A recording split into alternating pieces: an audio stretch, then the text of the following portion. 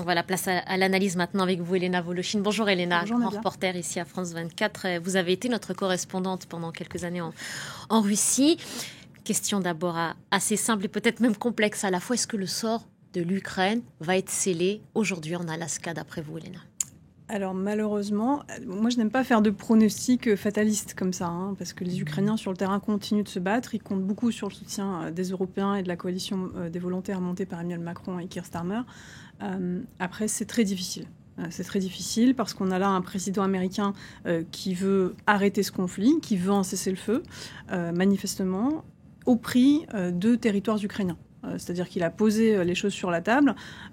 Il veut un échange de territoire, dit-il, ce qui ne veut absolument rien dire en des termes pratiques, parce que l'Ukraine ne détient plus aujourd'hui aucun territoire russe. Elle a été repoussée de la région de Koursk au sud de la Russie. Donc il n'y aura pas d'échange de territoire, il y aura une cession territoriale si jamais Volodymyr Zelensky l'accepte. À savoir, je pense, c'est pas officiel, mais Donald Trump insistera pour que les Ukrainiens acceptent de céder la Crimée, les régions de Donetsk et de Lugansk, occupées de façon non avouée d'ailleurs par la Russie depuis 2014, et peut-être récupérerait-il les régions de Kherson et de Zaporizhia qui ont fait l'objet d'une invasion après 2022. Et ça, c'est sans doute votre propos, Elena. Voilà cette carte qui s'affiche derrière vous. On a Lugansk, Donetsk, Crimée, Kherson et Zaporizhia.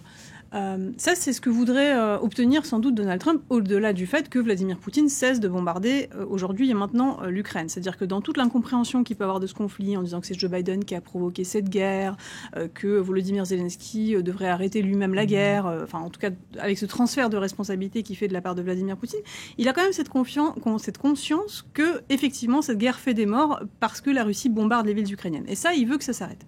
Il veut son prix Nobel de la paix, il le dit ouvertement, explicitement, aussi incroyable que ça puisse nous paraître. Ça, c'est pour l'agenda de Donald Trump. Derrière, il y a celui de Vladimir Poutine. Vladimir Poutine, il ne veut rien obtenir de ce sommet qu'il n'a pas déjà obtenu, à savoir d'aller à ce sommet. Pour lui, il est réhabilité aujourd'hui sur la scène internationale. Il fait quand même l'objet d'un mandat d'arrêt de la Cour pénale internationale pour crimes de guerre et crimes contre l'humanité. Rappelez-vous de notre choc collectif le 24 février 2022, lorsque la Russie envoie des bombardiers pour bombarder Kiev, une capitale européenne, et les grandes villes d'Ukraine. Aurait-on imaginé que 3 ans plus tard, le président russe pose le pied sur le sol de la première puissance mondiale pour négocier, comme il le dit dans ses propres termes, et dans les termes de Donald Trump d'ailleurs, un accord de paix dans une guerre qu'il a lui-même provoquée. Donc si vous voulez, ça en soi, c'est vraiment une victoire. Et au-delà de ça, il va évidemment faire une grande opération séduction, manipulation vis-à-vis de Donald Trump, parce que Donald Trump va lui dire: Vladimir, moi je veux que tu arrêtes de bombarder. Lui, il va dire: oui, mais tu comprends, moi je peux pas, parce que ces nazis ukrainiens, ils continuent aussi d'attaquer nos territoires. Et Donald Trump, il va dire: mais tu sais, je suis pas dupe, je comprends quand même ce qui se passe. Et puis il va dire: oui, mais bon, tu comprends, c'est mon intérêt, c'est ma zone d'influence. Et puis il y avait eu cette promesse de non-élargissement de l'OTAN. Enfin, il y a un moment donné, ils vont parler comme deux dirigeants autoritaires qui comprennent aussi que les zones d'influence et l'impérialisme, c'est quelque chose de légitime. Je rappelle quand même que Donald Trump, il veut aussi le Groenland. Et puis Vladimir Poutine, justement, on va lui dire: mais la route maritime du Nord, c'est nous qui l'avons ouverte, ça serait tellement bien si on pouvait coopérer dans l'Arctique. C'est pas pour rien qu'il ramène toute une délégation avec un ministre de l'économie devenu ministre de la Défense, un ministre des Finances, le directeur des fonds d'investissement étrangers.